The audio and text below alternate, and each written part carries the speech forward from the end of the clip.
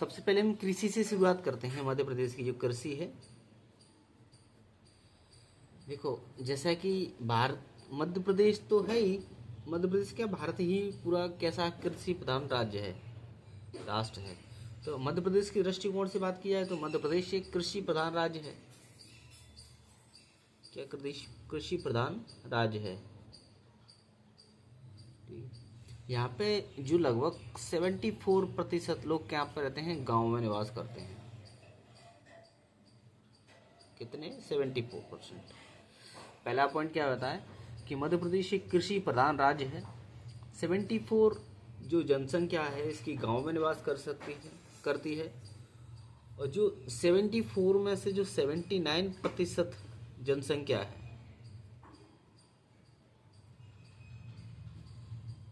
वो कृषि तथा उससे संबंधित कार्यों में संलग्न रहती है।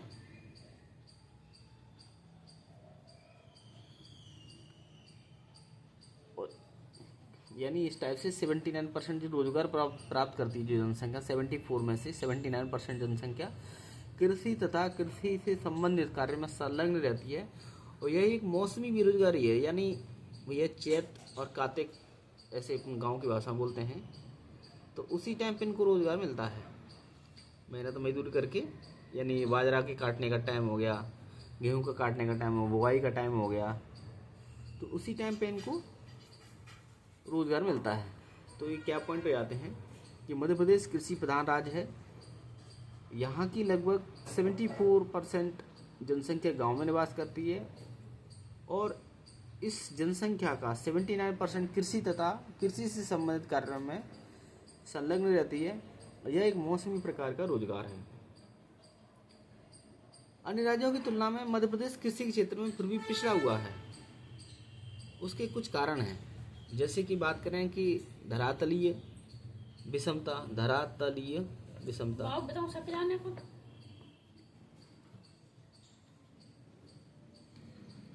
विषमता। दूसरा है मानसून पर। अब ऐसे मानसून, अब इस टाइम पे तो बहुत बारिश भयंकर जरूरत हो रही है। अब ज़्यादा बारिश हो रही है तो लोग बाजरा भी नहीं बो पा रहे हैं, मक्का भी नहीं बो पा रहे हैं, तो ये भी ज़्यादा नुकसानदेह है। और कभी बिल्कुल बारिश ही नहीं होती है तो फसल सूख भी जाती है। तो मानसून पर बहुत ज़्यादा डिपेंडेंसी रहती है। धरातली विषमता, कहीं ऊंची नीची है, कहीं कंकड़ पत्थर है, कहीं कुछ है, तो ये भी है। परंपरागत कृषि तकनीक है। आज भी यदि गांव वगैरह में जाते हैं तो लोग जो कृषि है वो बैलों के माध्यम से करते हैं, ना कि ट्रैक्टर वगैरह से। तो परंपरागत कृषि की तकनीकें हैं। हार्वेस्टर वगैरह तो दूर की बात है, जो फसल कटाई करते हैं वो लोग हाथों से करते हैं। और कृषि योग्य भूमि का अभाव है, ऊस और बंजर भूमि ज़्यादा पड़ी हुई है, कृषि योग्य भूमि का अभाव है। मध्य प्रदेश की 30% तो भूमि जंगल है ही है। उपजाऊ मृदा का अपर्दन, ऐसे अपन चंबल वाले क्षेत्र में बात करें तो यहाँ पर जो अवनलिका अपर्दन के द्वारा अपर्दन बहुत ज़्यादा हो जाता है, भीड़ बन गए हैं।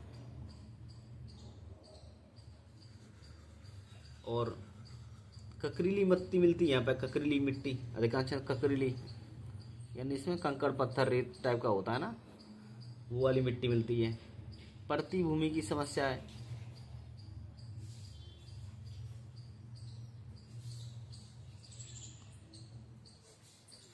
कुछ कारण है, जैसे देख लें क्या है कि मध्य प्रदेश एक कृषि प्रधान राज्य है जहाँ की लगभग 70% जनसंख्या गाँवों में निवास करती है।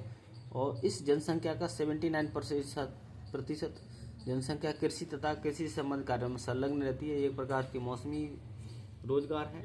अन्य राज्यों की तुलना में मध्य प्रदेश कृषि के क्षेत्र में पिछड़ा हुआ है, तो जिसके कुछ कारण उत्तरदायी हैं।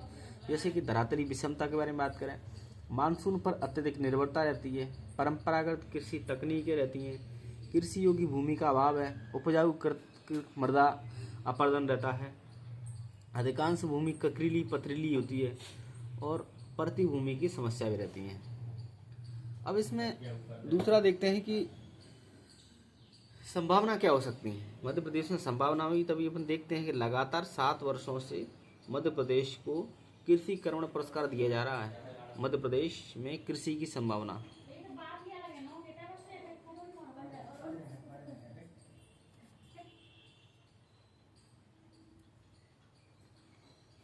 संभावना कौन कौन सी हो जाएंगी? संभावना के बारे में देखा जाए तो यहाँ पे अपन देखते हैं, अभी लास्ट में देखा था कि मध्य प्रदेश में 5 प्रकार की मिट्टियाँ ही पाई जाती हैं। 5 प्रकार की तो मृदा ही हैं। कौन कौन सी? जैसे काली मृदा थी, ठीक है, जलोढ़ मृदा थी, और लाल पीली मृदा थी, और इन तीनों को मिलाकर के मिश्रित मृदा थी और लेटराइट मृदा। ठीक है, जैसा कि देखा तो काली मृदा अपने नर्मदा घाटी में गहरी काली मिलती है, मालवा वाले क्षेत्र में थोड़ा सा मध्यम काली मिलती है, सतपुड़ा वाला जो ढलान वाला क्षेत्र वहाँ पर छिछली काली मिलती है, जो चंबल वाला क्षेत्र जलोढ़ मिलती है, जो रीवा पन्ना का विंध्याचल श्रेणी पठार है वहाँ पर लाल पीली मृदा मिलती है, बुंदेलखंड में अपनी मिश्रित मृदा मिलती है, जहाँ पर बालाघाट छिंदवाड़ा वाला क्षेत्र वहाँ पर लेटराइट मृदा मिलती है। तो ये 5 प्रकार की मृदाएं मिलती हैं। ये भी बहुत अच्छी संभावना है, ताकि विभिन्न प्रकार की फसलें मिल जाती हैं। यानी इसके कारण 11 कृषि जलवायु क्षेत्र हैं मध्य प्रदेश में। कैसे 11 कृषि जलवायु क्षेत्र हैं? 11 कृषि जलवायु क्षेत्रों में विभाजित किया गया है, और 5 फसलीय क्षेत्र हैं। यानी 5 फसल तो अपन ले ही सकते हैं, जैसे कि गेहूं, सोयाबीन, मक्का, चावल, कपास, ये कॉमन फसलें हो जाती हैं। और 12 सस्य संयोजन प्रदेश होंगे।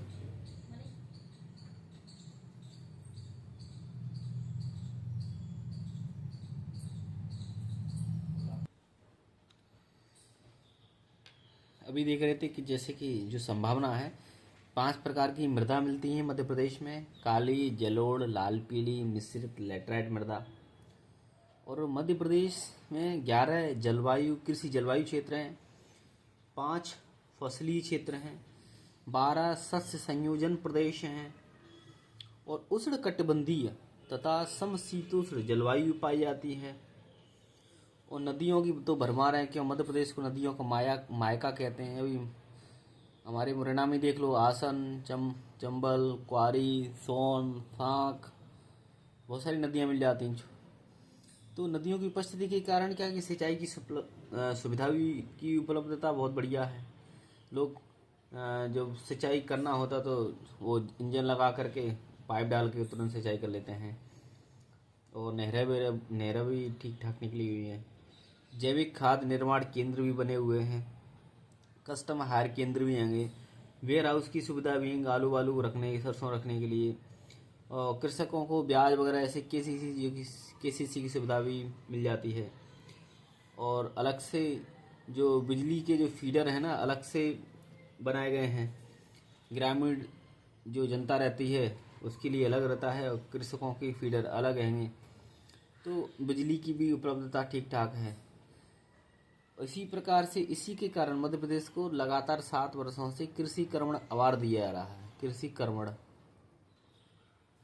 और इस अवार्ड को पाने वाला, इस उपलब्धि को हासिल करने वाला मध्य प्रदेश एकमात्र राज्य है, पहला राज्य है। अभी सस्य संयोजन के संबंध में देखते हैं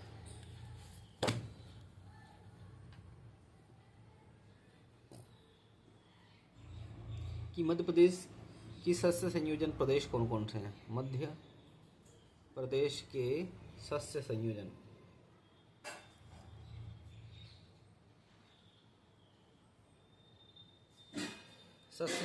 प्रदेश, इनके बारे में देखा जाए तो अपन को पता है कि मध्य प्रदेश में सभी तरह के अनाज होते हैं, सभी तरह के अनाज हो जाते हैं। दालें भी अनेक प्रकार की होती हैं, जैसे चना हो गया, मूंग हो गया, मसूर हो गया, उड़द हो गया, है ना। और तिलहन भी कई टाइप से हैं, जैसे तिली को देख लो, सरसों को देख लो, सोयाबीन को देख लो, है ना, अरंडी को देख लो। ये कई प्रकार के अनाज, तिलहन, दलहन ये उत्पादित किए जाते हैं।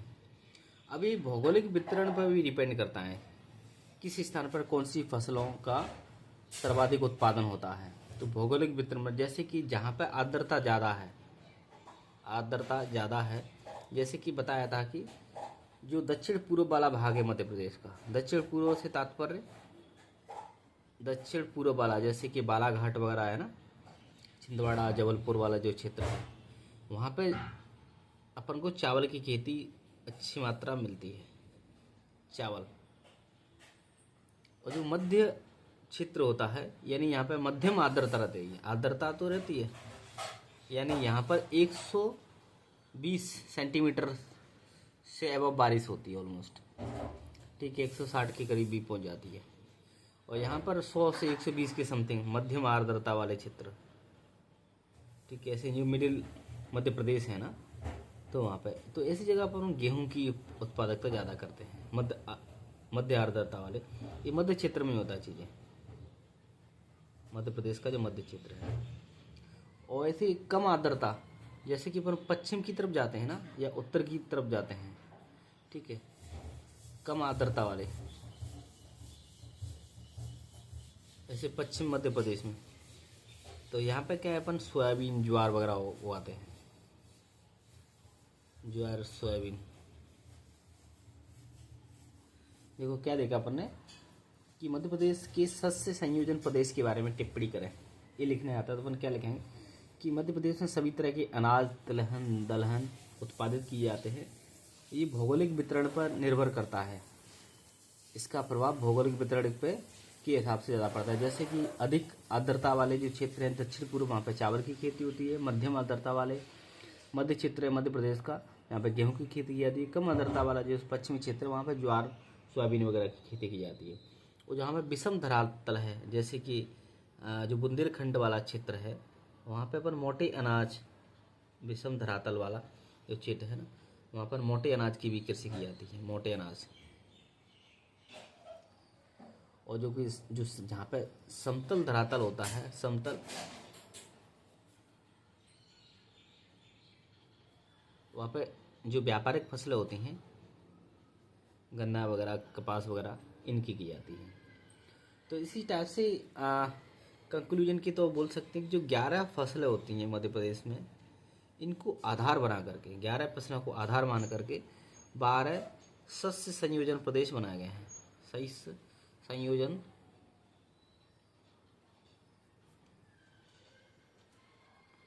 प्रदेश बनाए जा सकते हैं।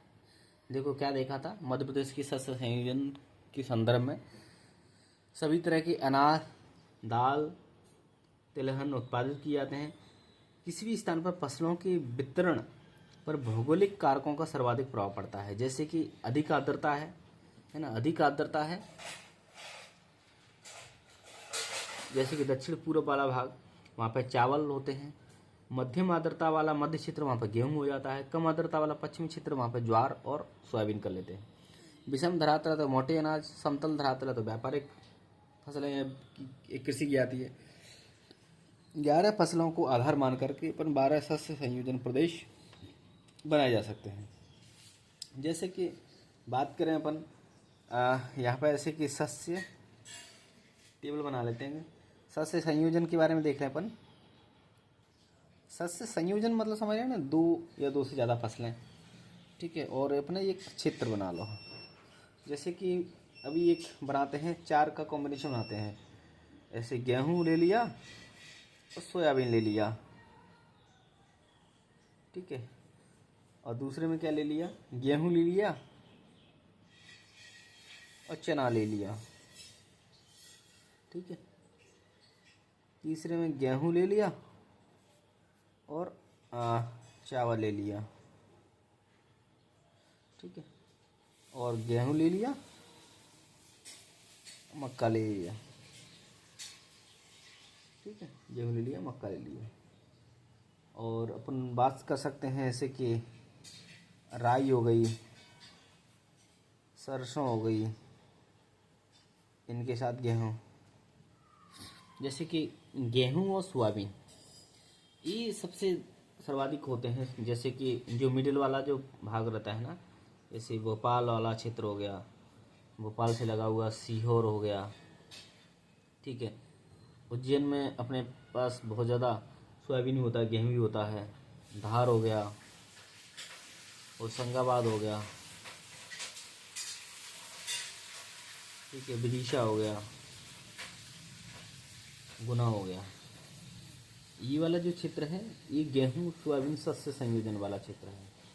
दूसरा अपन गेहूँ चना के बारे में देखें तो जो छतरपुर वाला पन्ना वाला क्षेत्र है, छतरपुर पन्ना, इसको ये वाला गेहूँ चावल चावल है भैया, तो कुछ ज़्यादा अपन को गेहूँ चावल नहीं, तिल होता है गेहूँ के साथ में ना, गेहूँ तिल वाला अपन दतिया वाले क्षेत्र जाते हैं। गेहूँ के साथ में तिली जो होती है दतिया होता है। और गेहूँ और मक्का के बारे में बात करें तो अपन देखो मक्का फेस्टिवल कहाँ पे मनाया जाता है, छिंदवाड़ा में, तो इससे अपन याद रखो छिंदवाड़ा वाला क्षेत्र ना। छिंदवाड़ा के साथ में अलीराजपुर भी याद रखो, अलीराजपुर देखो। और तिल सब चना कहाँ पे होता है, दतिया में होता है, तो हम गेहूँ तिल बना लो। और चना ये जो छतरपुर वाला क्षेत्र वहाँ पे चना ठीक ठाक होता है, तो गेहूँ, और छतरपुर से लगा हुआ पन्ना है तो गेहूँ चना का पन्ना में हो जाएगा। सोयाबीन तो पता है उज्जैन में बहुत होता है, होशंगाबाद, विदिशा, गुना, सीहोर, यहाँ पे सोयाबीन बहुत होता है गेहूँ के साथ में। तो ये 4 क्षेत्र हो जाते हैं। और राई सरसों तो पता है अपन भिंड मुरैना सोपर में बहुत होता है, भिंड मुरैना सोपोर। और गेहूँ भी होता है साथ साथ में, भिंड मुरैना सोपर में गेहूँ राई सरसों होता है। गेहूँ मक्का छिंदवाड़ा अलीराजपुर में, गेहूँ तिल दतिया में, गेहूँ चना छतरपुर पन्ना में, गेहूँ सोयाबीन भोपाल सीहोर उज्जैन धार यहाँ पर ज़्यादा होता है।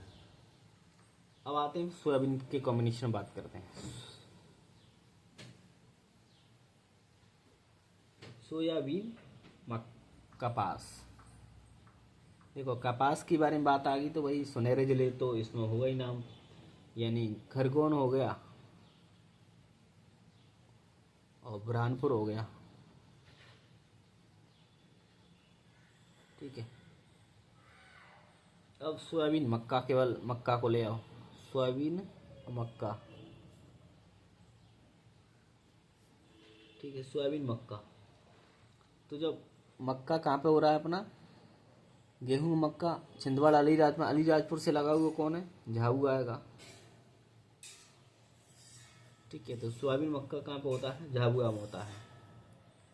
अगला आ गया कपास और ज्वार, कपास और ज्वार, ठीक है। यही वाला बुरहानपुर बड़वानी वाला क्षेत्र है, तो बड़वानी में कपास और ज्वार भी होती है साथ में। ज्वार वाला क्षेत्र आ जाए, कपास तो हो ही रहा, बड़वानी ज्वार भी कर रहा है, ठीक है। फिर आ जाओ सोयाबीन और चना, सोयाबीन और चना। चना के लिए आ जाए तो भैया अपन को दमोह वाला ये क्षेत्र आ जाएगा। क्या अभी देखा ना, यहाँ पे चना छतरपुर पन्ना में हो रहा है, ये छतरपुर पन्ना से लगा हुआ दमोह हो जाएगा, है ना। सोयाबीन भी हो रहा है, उधर में गेहूँ हो रहा था लेकिन छतरपुर पन्ना में, यहाँ पे सोयाबीन के साथ में चना हो रहा है, तो दमोह हो गया, नरसिंहपुर हो गया, ठीक है। अगला आ जाता है अपना चावल के साथ में। देखो अभी कितने कॉम्बिनेशन पढ़ लिए, अभी गेहूं के साथ सोयाबीन हो रहा है भोपाल सीहोर उज्जैन वगैरह, गेहूं के साथ चना छतरपुर पन्ना, और एक सोयाबीन के साथ चना दमोह नरसिंहपुर, गेहूं के साथ तिल दतिया में, गेहूं के साथ मक्का फेस्टिवल छिंदवाड़ा मनाया जाता है और अलीराजपुर साथ साथ में। तो सोयाबीन के साथ मक्का झाबुआ में हो जाएगा, अलीराजपुर से लगा हुआ डिस्ट्रिक्ट है ये।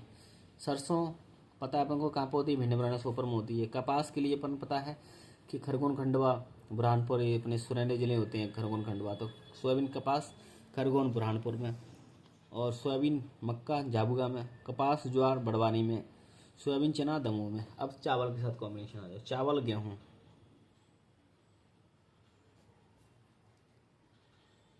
चावल गेहूँ, चावल गेहूँ सीधी सीधी जहाँ पे बारिश ठीक ठाक हो रही है ना, जैसे कि सीधी वाला क्षेत्र हो गया, यानी जो उत्तर पूर्वी वाला क्षेत्र है वो सब डिस्ट्रिक्ट इधर आ जाएंगे, सीधी, सिंगरौली, शहडोल, उमरिया, अनूपपुर, कटनी, जबलपुर, सतना, रीवा, ये सब इस वाले क्षेत्र में आ जाएंगे।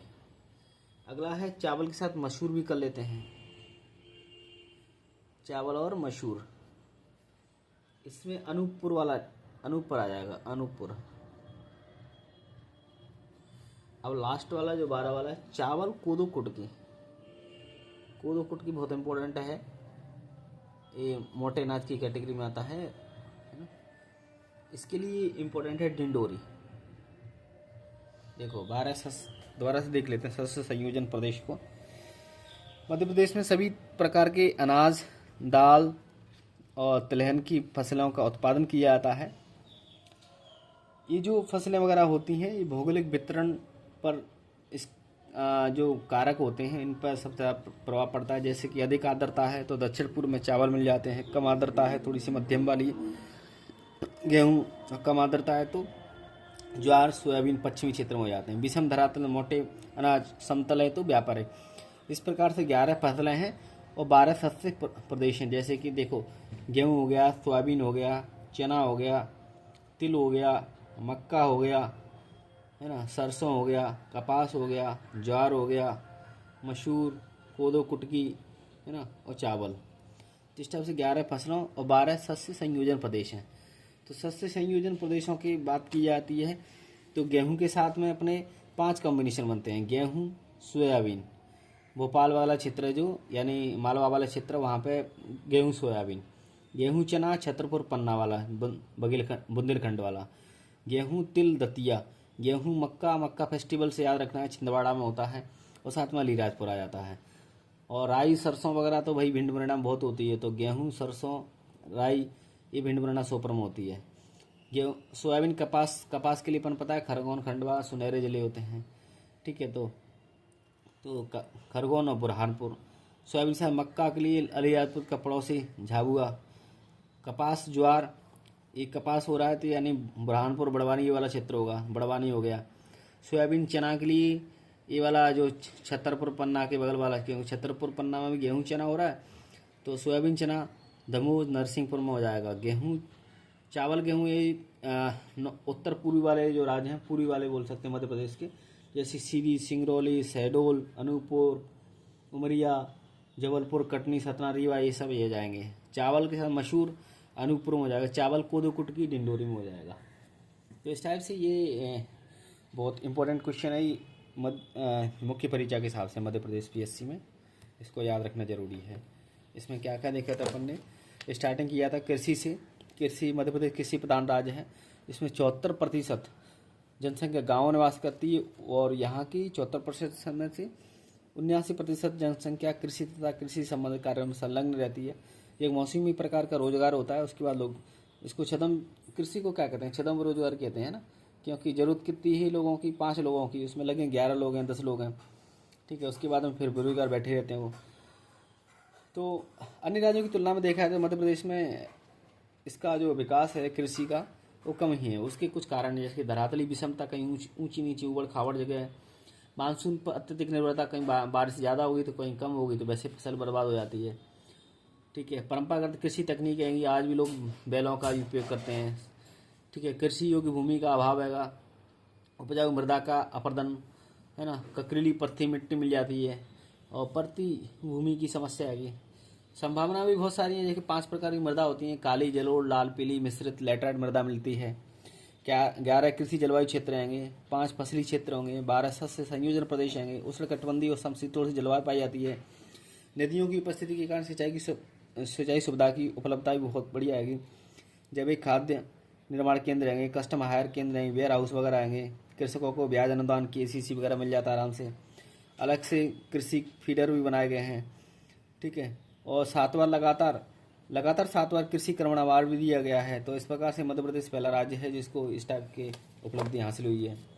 शस्य संयोजन के संबंध में बात करें तो सभी तरह के अनाज, दाल, तिलहन ये उत्पादित की जाती हैं, ठीक है। ये जो है ना, मतलब भौगोलिक कारकों पर इनका प्रभाव बहुत पड़ता है। तो अधिक आर्द्रता वाला है, मध्यम आर्द्रता, कम आर्द्रता वाला है, विषम धरातल है, समतल धरातल है, तो उसके हिसाब से फसलें की जाती हैं। 11 फसलें के आधार पर 12 शस्य संयोजन प्रदेश में इसका विभाजन किया गया है, इसको बनाए गए हैं। जैसे 5-6 इसके गेहूं के होते हैं, 6 क्षेत्र, ठीक है। गेहूं के साथ सोयाबीन, गेहूं के साथ चना, गेहूं के साथ तिल, गेहूं के साथ मक्का, गेहूं के साथ सरसों, गेहूं के साथ चावल, है ना। फिर चावल के साथ बनाया गया, चावल के साथ मसूर, चावल के साथ कोदो कुटकी, है ना। कपास के साथ बनाया, सोयाबीन के साथ बनाया, सोयाबीन कपास, सोयाबीन मक्का, सोयाबीन चना, है ना। कपास के साथ में भी कपास, ज्वार। तो इस टाइप से 11 12 सदस्य संयोजन प्रदेश हो जाते हैं। अभी एक और देख लेते हैं, मध्य प्रदेश के कृषि जलवायु क्षेत्र, यानी कृषि जलवायु क्षेत्र कितने हैं अपने? 11 कृषि जलवायु क्षेत्र हैं। कृषि जलवायु क्षेत्र,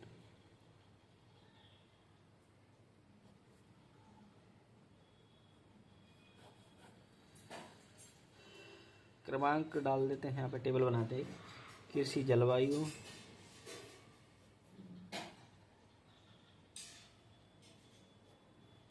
ठीक है। फसल के बारे में बात करेंगे।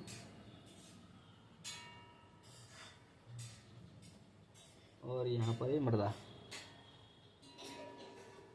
देखो सबसे पहला है छत्तीसगढ़ का मैदान के बारे में बात करेंगे।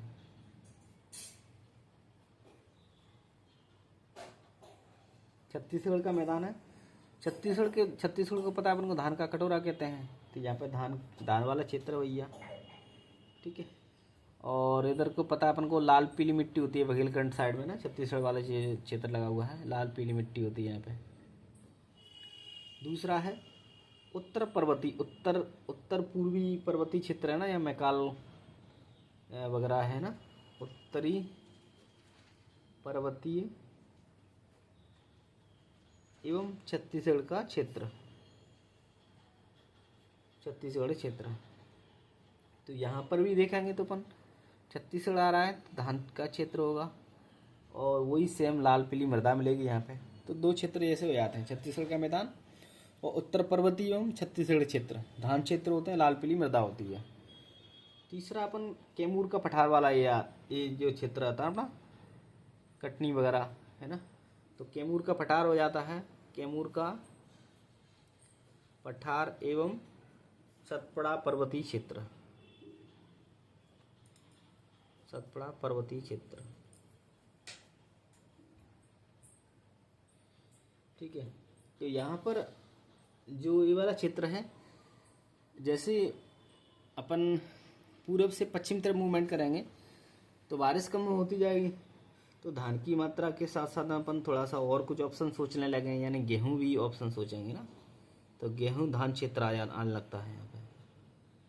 और यानी ये जो बुंदेलखंड वाला क्षेत्र है, तो यहाँ पे कौन सी मृदा मिलती है अपन को? मिश्रित मृदा मिलती है।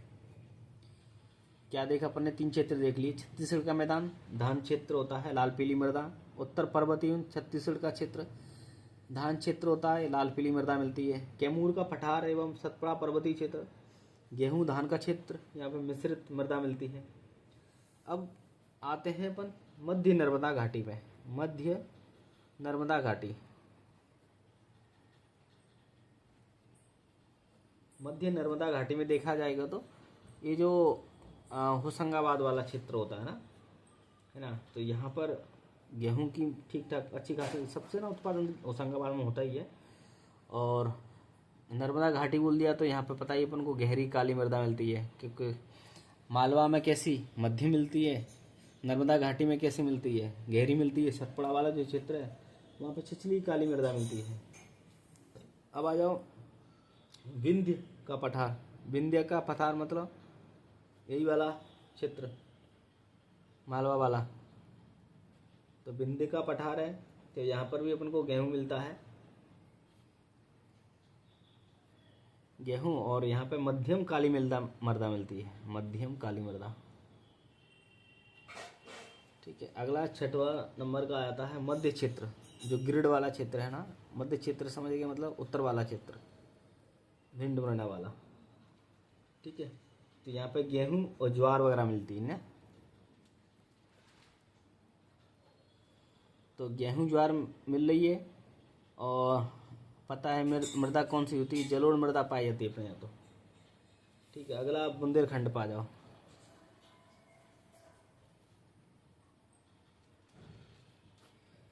बुंदेलखंड पे तो गेहूं और ज्वार, गेहूं ज्वार और मृदा तो पता ही है बुंदेलखंड में मिश्रित होती है। अगला सतपुड़ा पठार पा जाओ।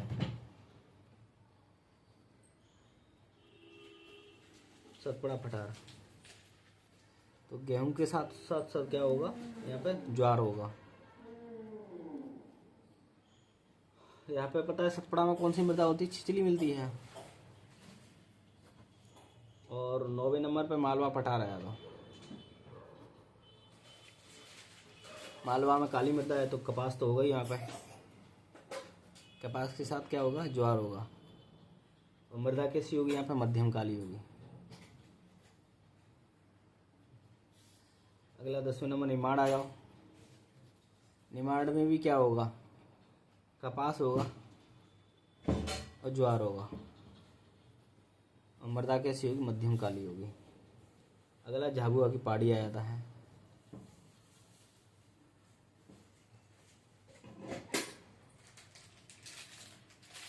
ठीक है, यहाँ पे मध्यम काली। ठीक है, एक और दोबारा देख लेते हैं इसको।